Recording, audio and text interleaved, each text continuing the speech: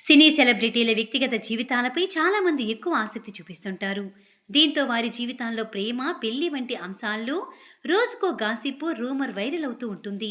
అయితే Tollywood star hero Akkineni Naga Chaitanya ఇటీవలే ఓ podcast ఇంటర్వ్యూలో పాల్గొని తన మాజీ భార్య సమంతతో విడాకుల విషయంపై స్పందిస్తూ ఆసక్తికర వ్యాఖ్యలు చేశాడు. ఇందులో భాగంగా తాను సమంత పరస్పర అంగీకారంతోనే విడిపోయామని, ఇందులో ఎవరి బలవంతం లేదని క్లారిటీ ఇచ్చాడు.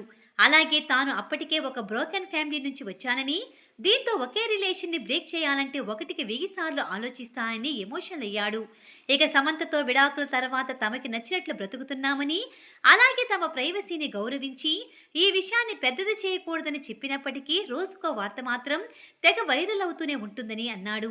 అలాగే మా రిలేషన్షిప్ ఒక్క రాత్రిలో బ్రేక్ అవ్వలేదని, చాలా రోజులుగా ఇద్దరు విడిపోవాలని నిర్ణయించుకున్న తరువాతే డైవర్స్ తీసుకున్నామని తెలిపాడు. కానీ విడాకుల అనంతరం తాను ఏదో నేరం చేసిన క్రిమినల్ మాదిరిగా చూశారని, వాస్తవం ఏమిటనేది తామిద్దరికీ తెలుసని చెప్పుకొచ్చాడు. ఇక నాగ చైతన్య సినిమాల విషయానికొస్తే ఇటీవలే హీరోగా నటించిన తండేల్ సినిమా ఫిబ్రవరి 7న రిలీజ్ అయ్యింది. ఈ సినిమాలో హీరోయిన్ గా సాయి పల్లవి నటించింది. సినిమా అయితే బ్లాక్ బస్టర్ హిట్ అందుకుంది. ప్రముఖ డైరెక్టర్ చందు మొండేటి దర్శకత్వం వహించగా స్టార్ ఫిలిం ప్రొడ్యూసర్ బన్నీవాసు నిర్మించారు.